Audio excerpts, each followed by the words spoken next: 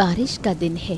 सुबह से बारिश हो रही है, इसलिए कोई भी घर से बाहर नहीं जा पा रहा। 12 साल की शारदा और 8 साल की आस्था, दो बहनें आज बारिश की वजह से स्कूल नहीं जा पाईं। उनकी माँ शकुंतला कई दिनों बाद इलिश मछली लाई है। ओफो, आज स्कूल नहीं जा पाए, मास्टर जी बहुत डांटेंगे। इतनी चिंता क्यों कर रही है? बाहर देख तो कैसी जोर की बारिश हो रही है। इस बारिश में कोई स्कूल जा सकता है? बस इसी बारिश ने सारा मजा खराब कर दिया। स्कूल जाना कितना अच्छा लगता है। पागल हो गई है क्या तू? स्कूल में क्या मजा है? मुझे तो पढ़ाई बिल्कुल अच्छी नहीं लगती। तुम स्कूल का असली मजा समझती ही नहीं दीदी। मुझे पढ़ाई बहुत पसंद है और स्कूल भी। आस्था बहुत ही सरल और पढ़ाई में मन लगाने वाली लड़की थी, लेकिन शारदा बिल्कुल विपरीत। उनकी माँ शकुंतला दोनों को लेकर बहुत चिंता में रहती थी। इलिश मछली पकाने के समय अचानक शकुंतला की तबीयत बहुत खराब हो जाती है। शारदा, ओ शारदा, सुन ना बेटा, आज अचानक तबीयत बहुत खराब लग रही है। मैंने सब काट छांट के तैयार कर दिया है, जाकर मछली पका ले। लेकिन मैंने कभी इलिश मछली नहीं पकाई। कोई बड़ी बात नहीं है, अगर मदद चाहिए तो मुझे बुला लेना, बस जल्दी से खाना चढ़ा ले।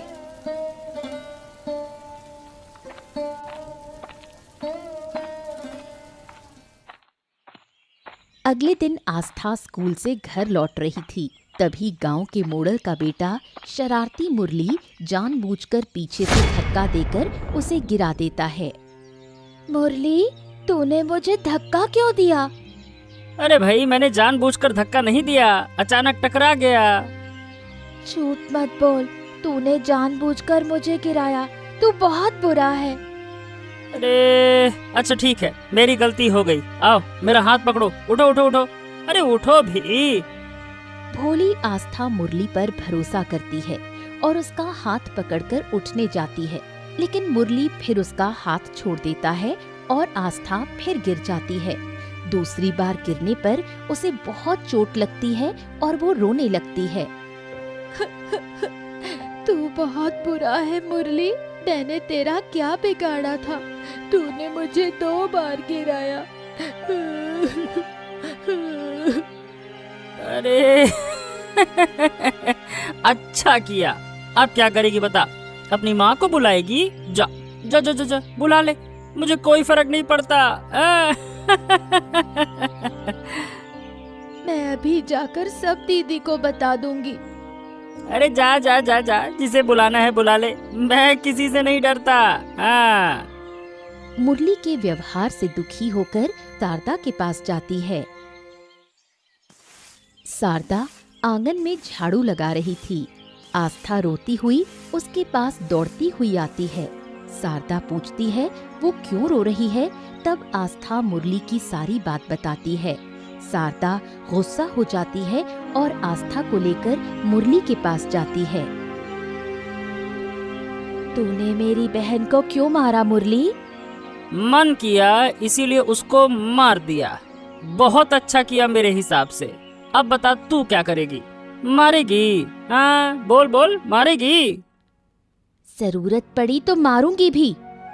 इतना कहकर शारदा मुरली को जोर का धक्का देती है और मुरली जाकर एक पेड़ से टकराकर गिर जाता है। अबे तेरी इतनी हिम्मत कैसे हुई? तू मेरे पापा को जानती है? मैं अभी जाकर सब कुछ बताता हूँ उनको। रुक जा। जा बता दे, पूरे गांव को भले तेरे बाप से डर लगे, मुझे नहीं लगता। जो करना है कर ले। तेरी माँ हमारे घर में काम करती है और तू उस नौकरानी की बेटी होकर मुझे मार रही है? आज तो मैं तुझे सबक सिखाऊंगा। मुरली पास पड़ा एक छोटा सा पत्थर उठाकर शारदा की तरफ फेंकता है।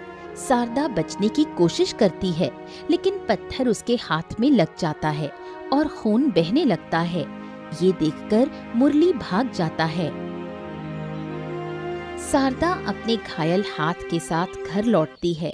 आस्था उसके साथ थी और शारदा के हाथ से खून बहते देख वो रोने लगती है। अब तू क्यों रो रही है?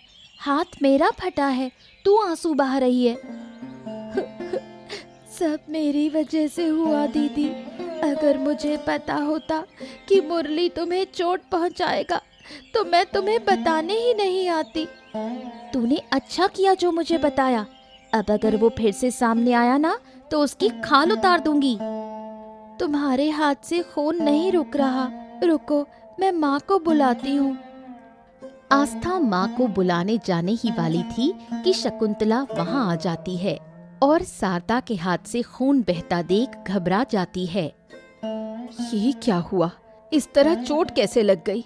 कितना खून बह रहा है। आस्था, जल्दी से मरहम और रुई का डब्बा ले आ।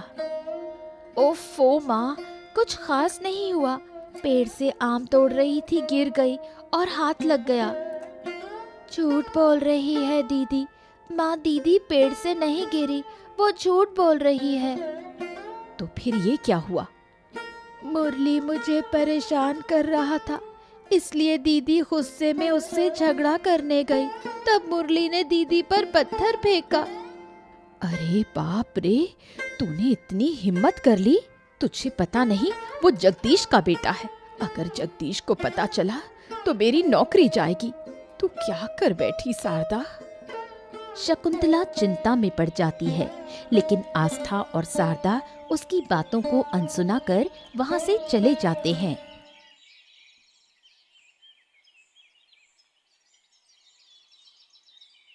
आस्था खेलने के लिए मैदान में जाती है, लेकिन कोई नहीं आता। वो देखती है कि दूर उसके कुछ दोस्त अच्छे कपड़े पहनकर कहीं जा रहे हैं। उसी रास्ते से मुरली भी नए कपड़े पहनकर जा रहा था। मुरली, मुरली, आज कोई खेलने भी नहीं आया। तुम सब कहाँ जा रहे हो? हम कहाँ जा रहे हैं ये तुझे क्यों बताऊं? तुझे स्कूल के बाहर कल रसगुल्ला खिलाऊंगी। रसगुल्ला? अरे रसगुल्ला तो मुझे बहुत पसंद है। तो अब बता कहाँ जा रहे हो? गांव में नया मेला शुरू हुआ है। अगले 7 दिन तक मेला चलेगा। बहुत बड़ा मेला है। तरह तरह के खिलौने, मिठाइयाँ, अरे बहुत मजा आएगा। हम सब वहीं जा रहे हैं। सब लोग जा रहे हैं और हम नहीं। जाकर दीदी को बताऊंगी। दीदी जरूर मुझे मेले में ले जाएगी। जा अपनी माँ से बोल तुझे भी मेला घुमाने ले जाएं। फिर तू भी बहुत सारे खिलौने खरीद सकेगी। हाँ। मुरली और बाकी बच्चे मेले में चले जाते हैं। आस्था को पहले पता ही नहीं था कि गांव में मेला लग रहा है, लेकिन मुरली की बात सुनकर उसका भी मन करता है मेला देखने का, और वो सोचती है कि वो शारदा को लेकर जरूर मेला देखने जाएगी। शारदा की परीक्षा का परिणाम आया और हमेशा की तरह वो गणित में फेल हो गई। शकुंतला गुस्से से आग बबूला हो गई और उसे सजा दी कि दिन भर पढ़ाई करनी होगी। शारदा पढ़ रही थी और तभी आस्था एक नई जिद लेकर आती है। मैं सुबह से पढ़ाई कर रही हूँ और तू कहाँ घूमने गई थी? मैं मैदान में खेलने गई थी, लेकिन आज कोई खेलने नहीं आया दीदी। क्यों, क्या हुआ सबको? गांव में मेला शुरू हुआ है, सब वहीं चले गए। मेरे सारे दोस्त मेले में गए हैं।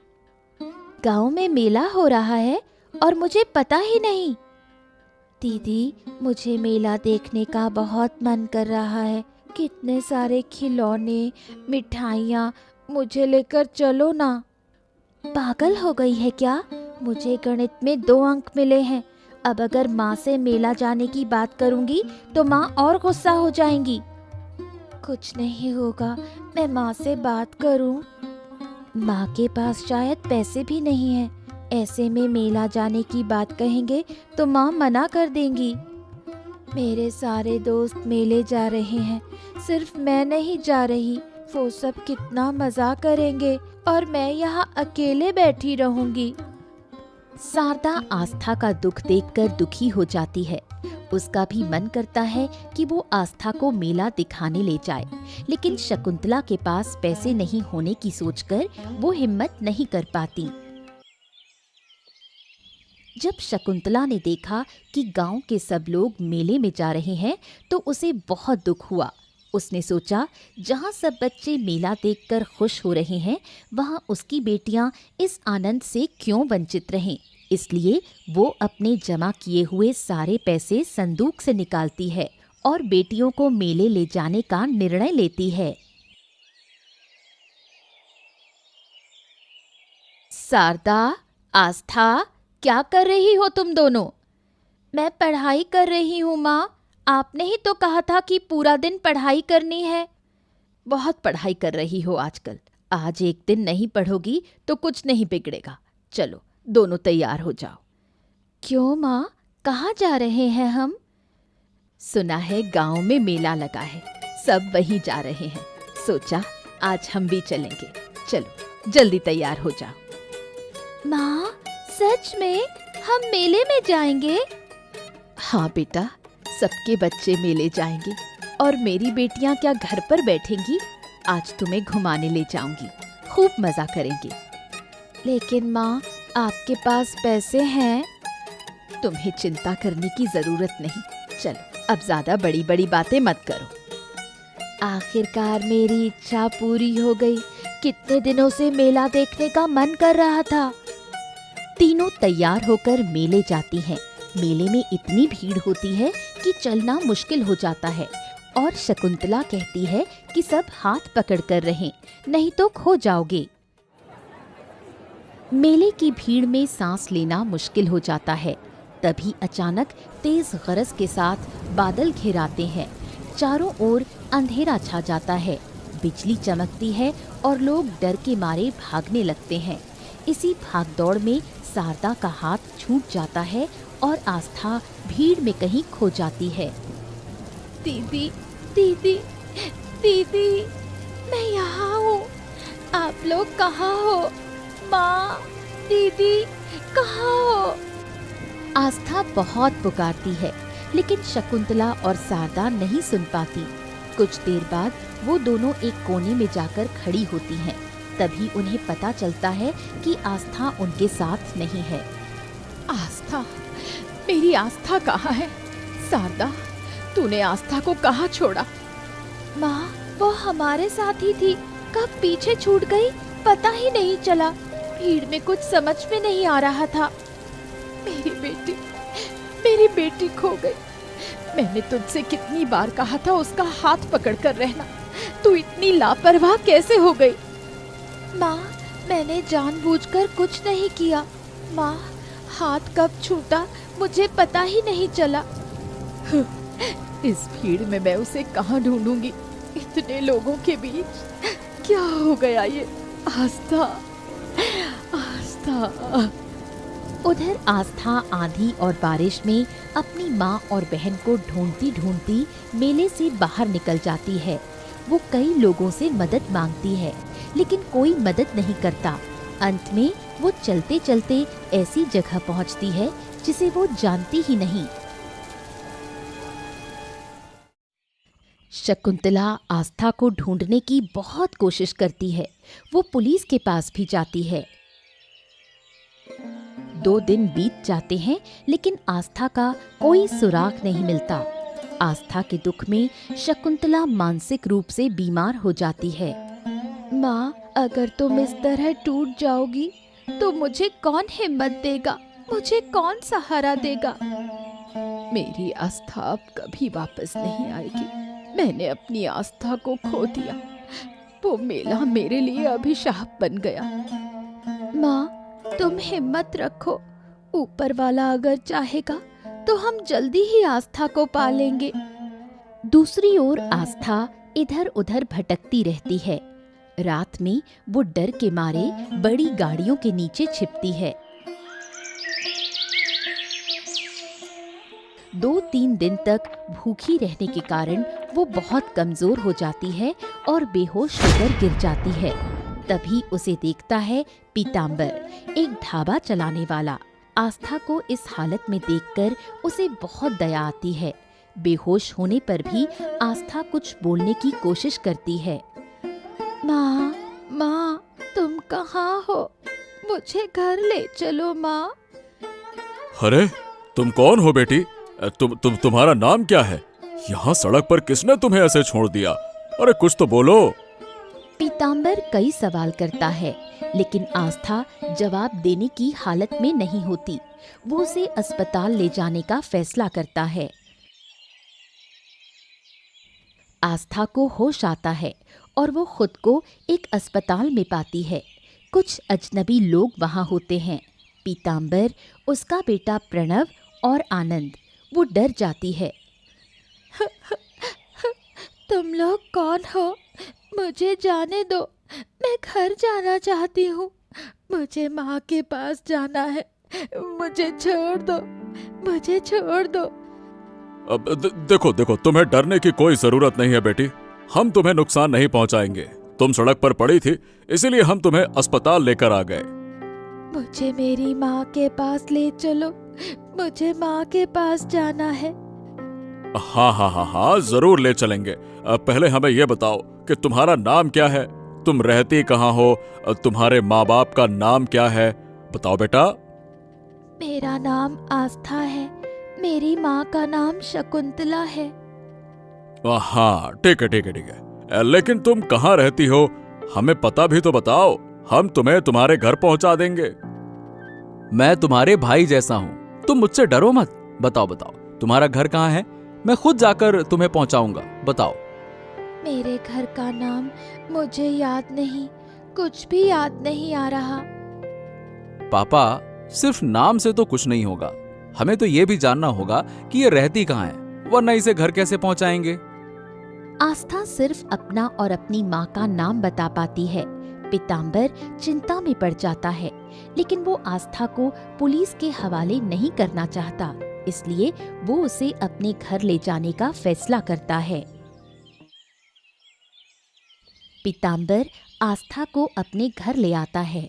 वो सोचता है अगर भविष्य में उसका परिवार मिल जाए तो वो आस्था को लौटा देगा, नहीं तो वो उसे अपनी बेटी की तरह रखेगा। प्रणव और आनंद उसे अपनी बहन की तरह मानते हैं। अब से तुम्हें कुछ भी चाहिए तो मुझसे कहना, मैं हमेशा तुम्हारे साथ हूँ। क्या मैं कभी अपने घर वापस जा पाऊंगी? मेरी माँ है, दीदी है, मैं उनके पास जाना चाहती हूँ। हम पूरी कोशिश कर रहे हैं, देखना हम जरूर तुम्हारी माँ को ढूंढ निकालेंगे। समय बीतता है, लेकिन बहुत कोशिशों के बावजूद आस्था का परिवार नहीं मिलता। आखिरकार पीताम्बर उसे अपनी बेटी की तरह रख लेता है। देखते देखते 14 साल बीत जाते हैं। छोटी आस्था अब बड़ी हो चुकी है। वो दिल्ली के एक बड़े कॉलेज में दाखिला लेती है। आज से तुम्हें पढ़ाई में और ध्यान लगाना होगा, तुम्हारा डॉक्टर बनने का सपना यहीं से शुरू होता है। मुझे आज भी याद है कैसे आपने और पापा ने मुझे सड़क से उठाया था और आज मुझे इतने बड़े कॉलेज में पढ़ा रहे हैं।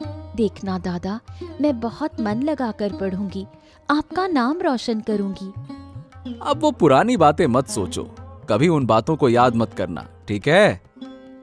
हाँ दादा, भूल चुकी हूँ, लेकिन कभी कभी बहुत दुख होता है। मेरी माँ को देखने का मन करता है, पता नहीं वो कहाँ है, कैसी है। अब देखो, अगर किस्मत में लिखा होगा तो जरूर फिर से वो तुम्हारी जिंदगी में आएंगी। अभी तुम पढ़ाई में ध्यान लगाओ बस। उधर शारदा भी बड़ी हो जाती है, लेकिन उसकी जिंदगी आस्था जैसी नहीं थी। वो दूसरों की जमीन देखती और कहीं कोई इमारत बन रही हो तो मजदूरी करके पैसे कमाती। उसकी माँ शकुंतला बहुत बीमार हो जाती है और घर की सारी जिम्मेदारी शारदा के ऊपर आ जाती है। शारदा, मुझे कुछ पैसे चाहिए। अभी कल ही तो 200 रुपए दिए थे, क्या किया इतने पैसों का? डॉक्टर के पास गई थी, वहीं खर्च हो गए। आज दवा लानी है। अच्छा ठीक है, 100 रुपए दे रही हूँ, दवा ले आना। नहीं नहीं, 100 रुपए से कुछ नहीं होगा, 500 चाहिए, बहुत सी दवाइयाँ लेनी है। माँ, मेरे पास इतने पैसे नहीं हैं, मैं कैसे दूँ? दिन भर काम करती है, फिर भी इतने से पैसे नहीं है तेरे पास, 500 भी नहीं दे सकती। माँ, जब मेरे पास होता है क्या मैंने कभी मना किया? आज सच में नहीं है, इसलिए नहीं दे पा रही। जब दवा के बिना मर जाऊंगी तब समझेगी। इतनी सी रकम नहीं दे सकती। तेरे जैसी बेटी से तो अच्छा है कि ना हो। सही कह रही हो माँ। दुआ करो कि मैं भी आस्था की तरह कहीं खो जाऊं। कम से कम रोज की ये लड़ाई तो खत्म होगी। पढ़ाई छोड़ दी, मजदूरी करके ये घर चलाया, फिर भी तुम खुश नहीं। शायद मेरा गायब हो जाना ही बेहतर होगा। शारदा अपने बैग से 300 रुपए निकालती है। उसके पास बस वही पैसे थे और वो सब शकुंतला को दे देती है। शकुंतला उसे दिलासा देने के बजाय पैसे गिनने लगती है। शारदा रोते हुए काम पर निकल जाती है। आस्था के जाने के बाद से शकुंतला शारदा के साथ ऐसा ही अन्याय करती रही। पीताम्बर अपने बेटे प्रणव के लिए एक अच्छी लड़की की तलाश कर रहा था। कॉलेज में आस्था ने आनंद के लिए कई लड़कियों की तस्वीरें दिखाई, लेकिन कोई पसंद नहीं आई।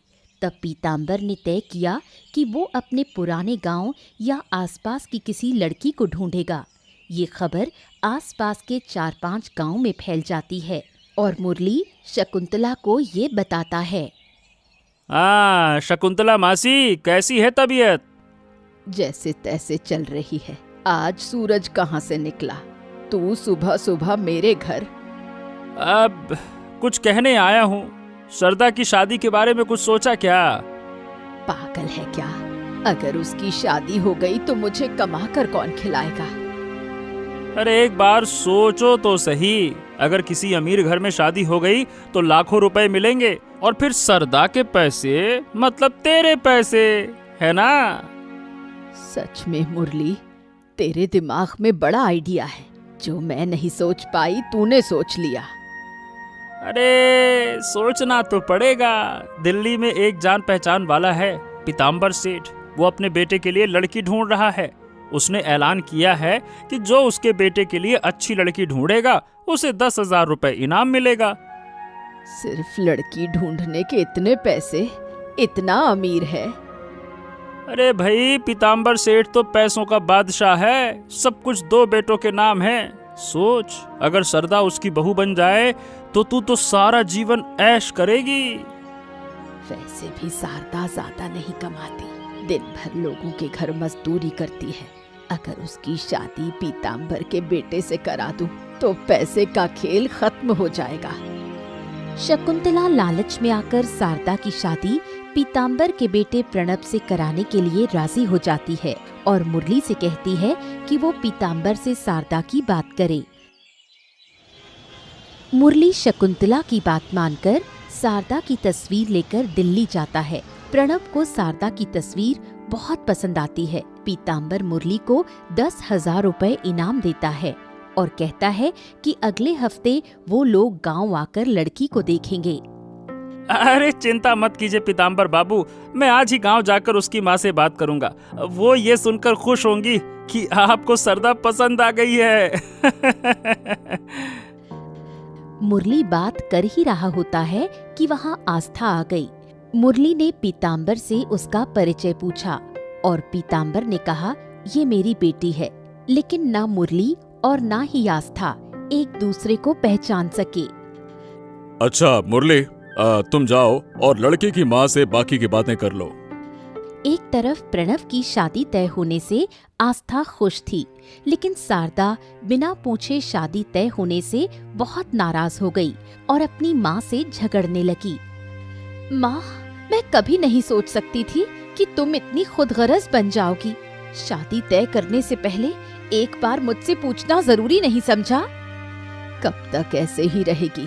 लड़का दिल्ली का है, अच्छा है, उसकी बीवी बनेगी तो मुझे सारा जीवन सुख मिलेगा। बचपन से तुम्हारे लिए सब सहा, घर की जिम्मेदारी ली। आस्था के जाने के बाद तुम्हारे जितने भी जुल्म थे सब सहे और बदले में ये मिला। ज्यादा मत बोल, मैंने जो किया तेरे भले के लिए किया। अगर तू उस घर की बहू बन गई तो सोना पैसा सब मिलेगा, मैं भी आराम से जी पाऊंगी। अपने फायदे के लिए मेरी शादी कराना चाहती हूँ। माँ, तुम इतनी लालची कब से बन गई? मुझे कुछ नहीं पता, मैंने कह दिया तू उस घर की बहू बनेगी। अगर तू मना करेगी तो मैं फांसी लगा लूंगी, सोच ले।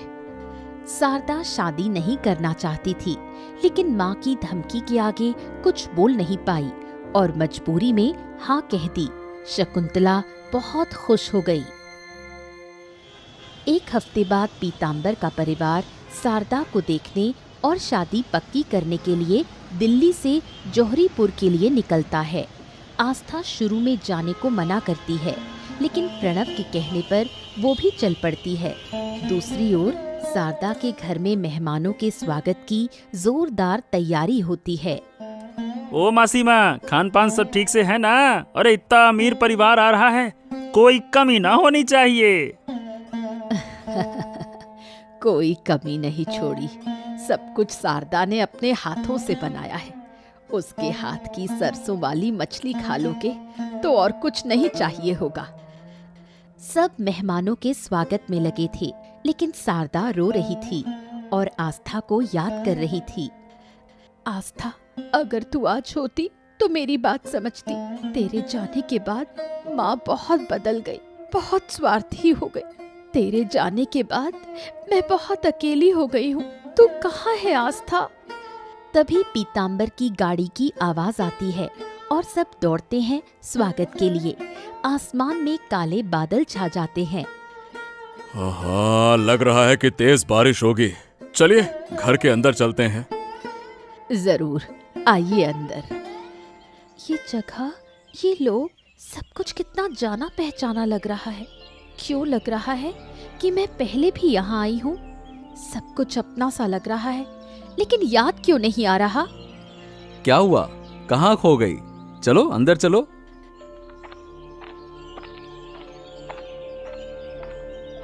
सब लोग घर के अंदर बैठते हैं।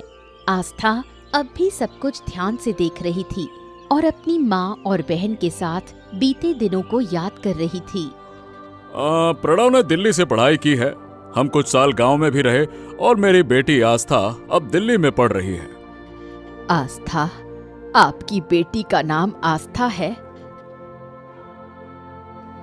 हाँ, प्रणव और आनंद को बहुत प्यार है आपसे, समझिए ना। तो आपकी बेटी कहाँ है? शकुंतला शारदा को बुलाती है। शारदा उनके सामने आती है और प्रणव को शारदा बहुत पसंद आती है। फिर पीताम्बर के कहने पर शारदा और प्रणव कुछ बातें करते हैं। उसी दौरान प्रणव से शारदा को पता चलता है कि आस्था प्रणव की सगी बहन नहीं है। ये सुनकर शारदा को शक होता है, लेकिन वो कुछ नहीं कहती। बाहर बहुत जोर से बारिश हो रही थी। शकुंतला सबको खाने के लिए बुलाती है। अरे इतना इंतजाम करने की क्या जरूरत थी? बताइए भला, कितना कष्ट हुआ आप सबको? जो कुछ भी आप देख रहे हैं, सब कुछ शारदा ने पकाया है। देखिए, ये जो सरसों वाली इलिश है, इसे खाकर शुरुआत कीजिए, बहुत स्वादिष्ट है। सब लोग सरसों वाली इलिश मछली से खाना शुरू करते हैं और वही मछली खाते हैं। आस्था फिर से सोच में पड़ जाती है। ये स्वाद कुछ जाना पहचाना सा लग रहा है। ऐसा लग रहा है कि इस मछली की रेसिपी मैंने पहले भी खाई है। जिंदगी में कितनी जगहों पर कितना खाना खाया है तूने, सब क्या याद रहेगा? लेकिन कुछ भी कहो शारदा, तुम्हारे हाथों में जादू है बेटी। सभी लोग खाने में व्यस्त थे। तभी आस्था की नजर शारदा के हाथ पर जाती है। बचपन में मुरली ने जब पत्थर फेंका था, तब शारदा के हाथ पर एक तारे जैसा कट का निशान रह गया था और वही निशान देखकर आस्था को अब कोई शक नहीं रहता, यही उसकी बहन है। आस्था अचानक खड़ी हो जाती है। क्या हुआ बेटी, तुम अचानक उठ गई? मुझे पहचान नहीं पाई दीदी। दीदी, क्या कह रही हो? उस दिन मेले में जिसका हाथ छूट गया था, मैं वही छोटी आस्था हूँ। मुरली के फेंके पत्थर का वही निशान अब भी है तेरे हाथ पर। आस्था की बात सुनकर शारदा और शकुंतला चौंक जाते हैं। वो यकीन नहीं कर पाते कि इतने सालों बाद आस्था उनके सामने खड़ी है। फिर पीताम्बर और प्रणव सब कुछ खुलकर बताते हैं और सब लोग पीताम्बर का आभार व्यक्त करते हैं। जब शारदा आस्था के खो जाने के बाद उनकी माँ द्वारा किए गए अन्याय की बात करती है तो शकुंतला अपनी गलती समझकर उससे माफी मांगती है। फिर प्रणव और शारदा की धूमधाम से शादी होती है। शकुंतला, आस्था और सभी मिलकर दिल्ली में खुशी खुशी रहने लगते हैं।